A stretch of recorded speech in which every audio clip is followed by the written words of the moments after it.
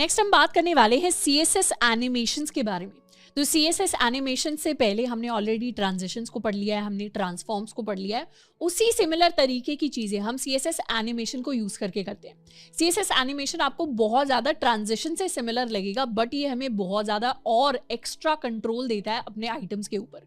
यानी CSS animations को use करके हम अपनी एनिमेशंस को डिज़ाइन कर सकते हैं जो डिफरेंट एलिमेंट्स के ऊपर काम करेंगी।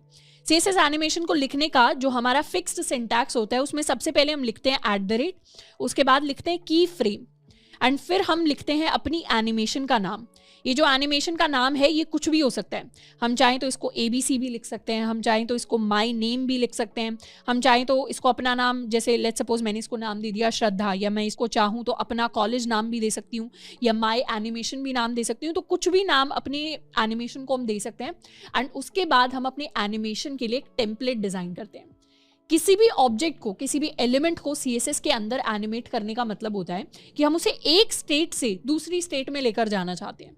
मतलब अभी अगर वो कुछ ऐसा दिखाई देता है, लेट्स सपोज ये उसकी स्टेट A है, तो एनिमेशन के बाद वो किसी स्टेट B के अंदर चला जाएगा। तो ये जो ट्रांजिशन होता है, यानी एक स्टेट से लेकर दूसरी स्टेट में जाने का जो ट्रांजिशन होता है, इसी को एक तरीके से हम एनिमेशन कह देते हैं। तो अंदर हम लिखते हैं फ्रॉम कहने का मतलब है जो उसकी स्टार्टिंग स्टेट होगी। तो एनिमेशन के अंदर हम कुछ भी प्रॉपर्टीज को चेंज कर सकते हैं। लेट्स सपोज हमने कोई एलिमेंट बनाया है जिसका शुरुआत में जो फॉन्ट साइज है वो 20 पिक्सल्स है और एनिमेशन के बाद उसका फॉन्ट साइज 40 पिक्सल्स हो जाएगा। तो उसको एनिमेट करने के लिए हम लिख सकते हैं फ्रॉम एंड उसके बाद कर्ली ब्रेसेस के अंदर हम लिख देते हैं अपना फॉन्ट साइज, कि फॉन्ट साइज या जो भी प्रॉपर्टी जिसको हम एनिमेट करना चाह रहे हैं, चेंज करना चाह रहे हैं, उसकी इनिशियल वैल्यू क्या है एंड 2 लिखकर उसकी फाइनल वैल्यू क्या है। तो बेसिकली इसे थोड़ा सा हटा लेते हैं। तो बेसिकली हम अपनी इनिशियल एंड अपनी फाइनल वैल्यूज लिखते हैं एंड उसके बाद अपने आप CSS एनिमेशंस की मदद से हम ये ट्रांजिशन को दिखाते हैं। अब सिर्फ इतना लिखने से क्या होगा, हमारे एनिमेशन का एक टेम्पलेट हमारे पास तैयार हो जाएगा। टेम्पलेट तैयार होने का मतलब है कि हमारे पास एक ब्लूप्रिंट बन गया। जैसे आर्किटेक्ट होता है, घर का सबसे पहले ब्लूप्रिंट बनता है, उसी के बाद उसके ऊपर ईंटें और दीवारें और सारी चीजें बनाई जाती हैं। तो सबसे पहले एनिमेशन करने से पहले हमें उसका ब्लूप्रिंट बनाना पड़ता है कि एनिमेशन कहाँ से शुरू होगी और कहाँ पर जाकर खत्म होगी। मतलब फॉन्ट साइज 20 पिक्सल से शुरू होगा और बढ़ते बढ़ते 40 पिक्सल्स पर जाकर रुक जाएगा। तो ये हमने एनिमेशन का टेम्पलेट बता दिया, उसका ब्लूप्रिंट बता दिया। पर सिर्फ इतना लिखने से हमारी एनिमेशन क्रिएट नहीं होगी, हमें उसके बाद एनिमेशन की कई सारी प्रॉपर्टीज हैं जिनको लिखना पड़ता है। जैसे अभी के लिए सिर्फ अगर हम टेम्पलेट को डिजाइन करें तो हमने क्या किया है, index.html के अंदर हमने एक h1 टैग लिखा है एंड उसके साथ साथ हमने एक div बनाया है जिसको क्लास दिया है हमने बॉक्स। style.css के अंदर हमने अपने बॉक्स को एक हाइट दी है, एक विड्थ दी है और उसको एक बैकग्राउंड कलर दिया है। अगर उसे जाकर देखें ब्राउजर पर, हमारा जो पिंक बॉक्स है वो कुछ ऐसा दिखाई देता है। इस बॉक्स के अंदर हम कुछ लिख भी सकते हैं, दिस इज अ बॉक्स। इसे कर लेते हैं सेव, रिफ्रेश। तो अभी ये टेक्स्ट मुझे कुछ ऐसा यहाँ पर दिखाई दे रहा है। style.css के अंदर अगर मुझे इसके फॉन्ट साइज पर एनिमेशन क्रिएट करना है तो उसके लिए सबसे पहले हम लिखते हैं की फ्रेम। हमेशा एनिमेशन से पहले हम लिखेंगे की फ्रेम, उसके बाद हम लिखने वाले अपनी एनिमेशन का नाम। लेट्स सपोज हम इसे कहेंगे फॉन्ट एनिमेशन। कुछ भी नाम हम इसे दे सकते हैं, फॉन्ट एनिमेशन भी दे सकते हैं, श्रद्धा भी दे सकते हैं, अपना कॉलेज एनिमेशन भी दे सकते हैं। तो हमने इसे फॉन्ट एनिमेशन नाम दिया है एंड इसके अंदर सबसे पहले लिखेंगे फ्रॉम। हम चाहते हैं कि हमारा जो भी बॉक्स है उसका फॉन्ट साइज 20 पिक्सल से स्टार्ट हो एंड कहां पर जाए, 2 लिखकर हम लिख सकते हैं। हम चाहते हैं जो फॉन्ट साइज है ये 40 पिक्सल्स तक बढ़ते बढ़ते चला जाए। तो ये from font size 20 pixels to font size 40 pixels हम चाहते हैं। तो ये हमने अपने एनिमेशन का टेम्पलेट बना दिया है। इसे अगर हम सेव करके रिफ्रेश करें तो अभी हमारे पेज के अंदर कोई चेंज नहीं आएगा। क्यों? क्योंकि अभी सिर्फ एनिमेशन का ब्लूप्रिंट बना है, एनिमेशन के लिए हमने घर नहीं बनाया है। एनिमेशन को एक्चुअली इंप्लीमेंट करने के लिए हम ये सारी प्रॉपर्टीज को यूज करते हैं। इनमें से कई सारी ऐसी प्रॉपर्टीज हैं जो हम ट्रांजिशन पढ़ते टाइम ऑलरेडी देख चुके हैं। जैसे ड्यूरेशन, मतलब कि कितने टाइम में एनिमेशन होने वाली है, तो ट्रांजिशन के अंदर भी हम ड्यूरेशन प्रॉपर्टी को पढ़ चुके हैं। टाइमिंग फंक्शन बताता है कि किस तरीके से हमारी एनिमेशन अप्लाई होगी। तो इससे पहले हम ट्रांजिशन टाइमिंग फंक्शन पढ़ चुके हैं कि धीरे धीरे हमारा एनिमेशन अप्लाई होगा या एकदम फास्ट अप्लाई होगा या स्टेप्स की फॉर्म में अप्लाई होगा। तो इस प्रॉपर्टी को हम ऑलरेडी पढ़ पढ़ चुके हैं, इस प्रॉपर्टी को ऑलरेडी पढ़ चुके हैं। एनिमेशन डिले हमारा ट्रांजिशन डिले की तरह ही होता है कि कितने डिले या कितने वेट के बाद हमारी एनिमेशन प्रॉपर्टी अप्लाई करेगी, तो इसको भी हम ऑलरेडी पढ़ चुके हैं ट्रांजिशन में। एनिमेशन आइटरेशन काउंट और एनिमेशन डायरेक्शन, ये दो नई प्रॉपर्टीज है हमारे पास। तो जब भी हम एनिमेशन को अप्लाई करना चाहते हैं हम लिखते हैं डिव, यानी जिस एलिमेंट के ऊपर हमें एनिमेशन अप्लाई करनी है, और फिर एनिमेशन की सारी प्रॉपर्टीज को डिफाइन करते हैं। तो सबसे पहले हमें बताना पड़ता है कि हम कौन सी एनिमेशन को अप्लाई करना चाहते हैं, तो हम लिखते हैं एनिमेशन नेम। और लेट्स सपोज अभी हमने कौन सा एनिमेशन क्रिएट किया है, हमने फॉन्ट एनिमेशन क्रिएट किया है, तो हम यहाँ पर एनिमेशन के नाम में लिख सकते हैं फॉन्ट एनिमेशन। इस तरीके से हम फर्स्ट प्रॉपर्टी लिखते हैं। फिर अगर हमें एनिमेशन की ड्यूरेशन चाहिए, तो ड्यूरेशन का मतलब है कि कितनी देर तक हम चाहते हैं एनिमेशन रहे। हम चाहते हैं 2 सेकंड तक एनिमेशन रहे, तो हम लिख सकते हैं 2s। तो इस तरीके से सारी की सारी प्रॉपर्टीज़ को हमें डिफाइन करना होता है। तो बॉक्स के लिए अगर मुझे प्रॉपर्टीज़ को डिफाइन करना हो तो इसके लिए हम लिख सकते हैं सबसे पहले एनिमेशन नेम। एनिमेशन नेम के अंदर हम लिखेंगे फॉन्ट एनिमेशन। उसके बाद हम चाहें तो लिख सकते हैं एनिमेशन ड्यूरेशन। एनिमेशन ड्यूरेशन के लिए हम लिखेंगे 2 सेकेंड्स। उसके बाद हमें लिखना है अपना animation timing function. Timing function हम ऑलरेडी पढ़ चुके हैं ट्रांजिशन के अंदर। Let's suppose we take it ease in. उसके बाद हम लिख सकते हैं अपना ट्रांजिशन डिले। ट्रांजिशन डिले हम चाहते हैं 0 सेकेंड्स का। उसके बाद 2 नई प्रॉपर्टीज हमारे पास आती हैं, iteration count and direction. Animation का आइटरेशन काउंट बताता है कि आप कितनी बार एनिमेशन को दिखाना चाहते हैं। क्या आप 1 बार एनिमेशन दिखाना चाहते हैं, सेम एनिमेशन को 2 बार दिखाना चाहते हैं, 3 बार दिखाना चाहते हैं। हम या तो वो काउंट लिख सकते हैं, यानी 1 2 3 4 इस तरीके से लिख सकते हैं, या फिर हम इस प्रॉपर्टी को लिख सकते हैं इनफाइनाइट। इनफाइनाइट यानी लगातार वो एनिमेशन चलता रहेगा, कभी रुकेगा ही नहीं। तो यहाँ पर हम अपने एनिमेशन आइटरेशन काउंट को डिफाइन कर देते हैं। लेट्स सपोज हमें एनिमेशन चाहिए 3 बार। एंड उसके बाद लास्ट प्रॉपर्टी हमारी आती है एनिमेशन डायरेक्शन की। एनिमेशन डायरेक्शन के लिए कुछ स्पेसिफिक वैल्यूज होती है जिनको हम सेट करते हैं। या तो सबसे ज़्यादा जनरल केसेस में हमारी एनिमेशन की डायरेक्शन रहती है नॉर्मल, उसके बाद हम रिवर्स भी यूज़ कर सकते हैं, या फिर हम ऑल्टरनेट भी यूज़ कर सकते हैं। इसके अलावा भी कुछ वैल्यूज़ होती हैं। जैसे एनिमेशन डायरेक्शन ऐसी चीज़ है जो हमें पढ़कर ही समझ में आएगी। हम लिख सकते हैं एनिमेशन डायरेक्शन MDN। तो एनिमेशन डायरेक्शन के लिए हमारे पास ये 4 वैल्यूज होती हैं। नॉर्मल एनिमेशन के लिए अगर मैं इसे प्ले करूं तो ये क्या हो रहा है, स्टार्टिंग पोजीशन से एंडिंग पोजीशन तक जा रहा है, दोबारा स्टार्टिंग से एंडिंग, दोबारा स्टार्टिंग से एंडिंग। तो इस तरीके से स्टार्टिंग से लेकर एंडिंग तक हमारा नॉर्मल एनिमेशन चलती रहेगी। इसी को अगर हम डायरेक्शन रिवर्स कर दे तो उससे क्या होगा, रिवर्स डायरेक्शन में एनिमेशन चलेगी, यानी अब एंडिंग से लेकर स्टार्टिंग की तरफ हमारा डायरेक्शन चलेगा। तो टू और फ्रॉम एक तरीके से रिवर्स हो जाएंगे। अगर हमने ऑल्टरनेट लिखा, ऑल्टरनेट के केस में क्या होगा, पहले स्टार्टिंग से एंडिंग तक जाएंगे, उसके बाद हम एंडिंग से स्टार्टिंग तक जाएंगे। तो ऑल्टरनेट होता रहेगा हमारा एनिमेशन की डायरेक्शन।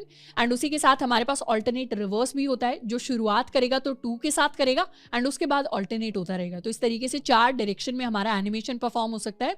तो इसको हम एक्चुअली इंप्लीमेंट करेंगे तो हमें पता चलेगा।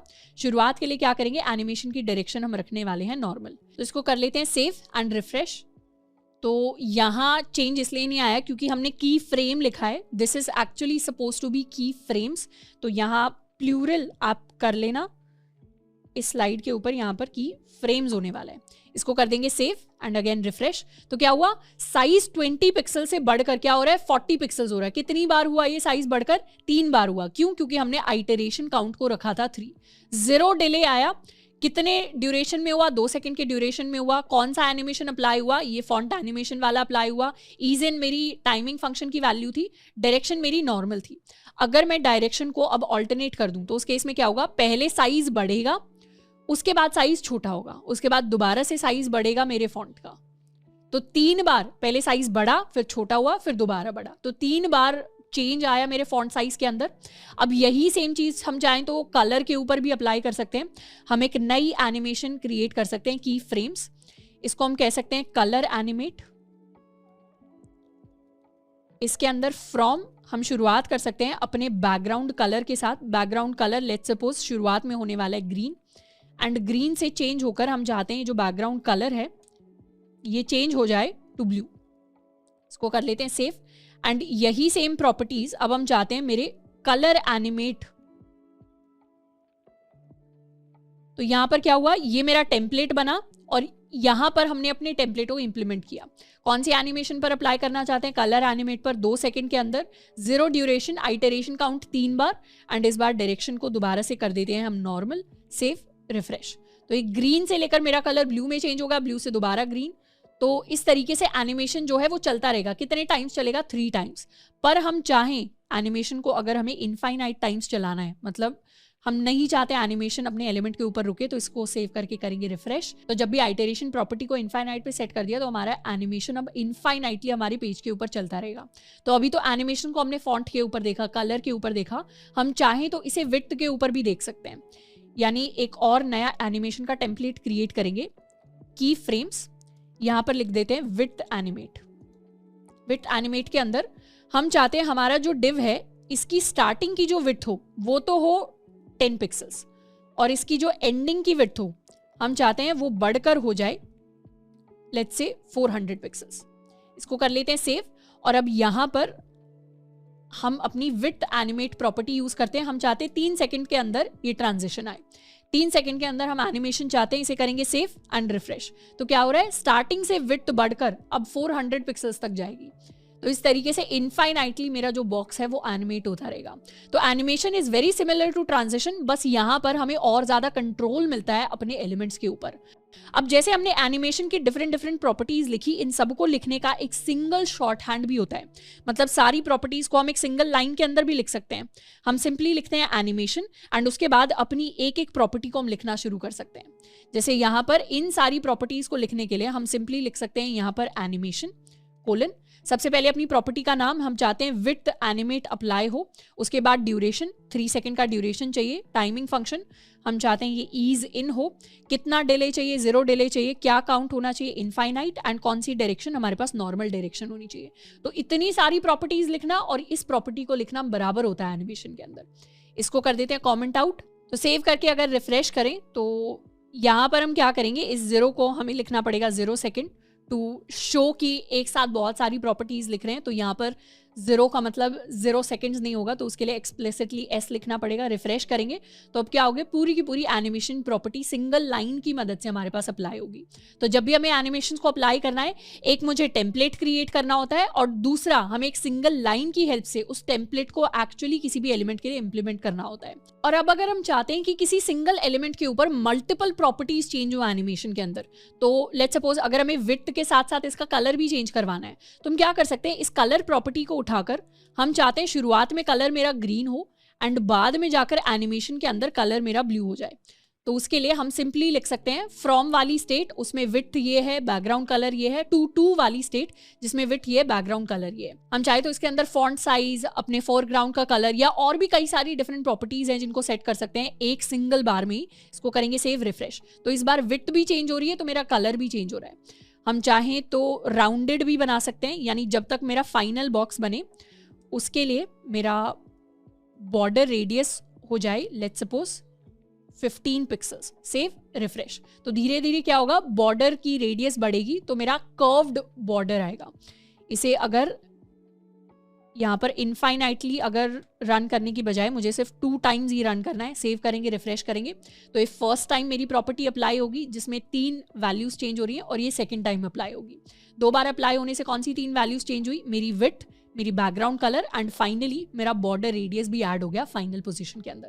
तो इस तरीके से एनिमेशन को हम कई सारे ब्यूटीफुल ट्रांजिशंस एलिमेंट्स के ऊपर क्रिएट करने के लिए यूज कर सकते हैं। इसके अलावा एनिमेशन के अंदर एक छोटी सी परसेंटेज नाम की भी चीज होती है, यानी अभी तक जो हम फ्रॉम एंड टू लिखते आए हैं, फ्रॉम का मतलब होता है शुरुआत यानी 0% और टू का मतलब होता है एंड यानी 100%।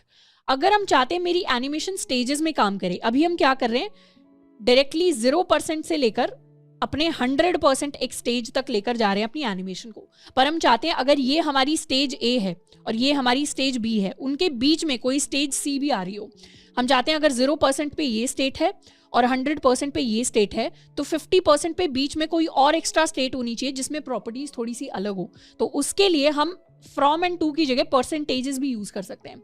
हम चाहते हैं 0% पे कुछ हो, 50% पे कुछ हो, तो 100% पे कुछ हो। तो ये चीज अप्लाई करने के लिए हम इस तरीके से लिख सकते हैं कि 0% पे यहाँ पर अभी के लिए सिर्फ कलर के साथ थोड़ा सा मैनिपुलेट करके देखते हैं। 0% पे हम चाहते हैं बैकग्राउंड कलर ग्रीन हो, इसे विथ एनिमेट की जगह कलर COL एनिमेट नाम दे देते हैं, और हम चाहते हैं 50% पे हमारा जो कलर हो ये येलो हो जाए, एंड उसके बाद 100% पे हमारा कलर ब्लू हो जाए। इसे कर लेते हैं सेव, रिफ्रेश। तो अब क्या होगा, पहले कलर ग्रीन है, फिर येलो होगा, फिर ब्लू होगा। तो ट्रांजिशन 3 स्टेजेस में अप्लाई करेगा। हम चाहते हैं तो एक और स्टेज यहां पर ऐड कर सकते हैं कि लेट्स से 80% पे हमारा जो कलर है वो रेड हो जाए। इसको अगर हम 4 सेकंड के अंदर प्ले करना चाहते हैं, सेव, रिफ्रेश। तो पहले ग्रीन, उसके बाद येलो होगा, उसके बाद कलर रेड होगा, उसके बाद कलर ब्लू होगा। तो इस तरीके से 4 स्टेजेस में मेरी एनिमेशन प्ले करेगी। तो अपनी एनिमेशन के लिए हम डिफरेंट स्टेजेस भी डिसाइड कर सकते हैं with the help of percentage.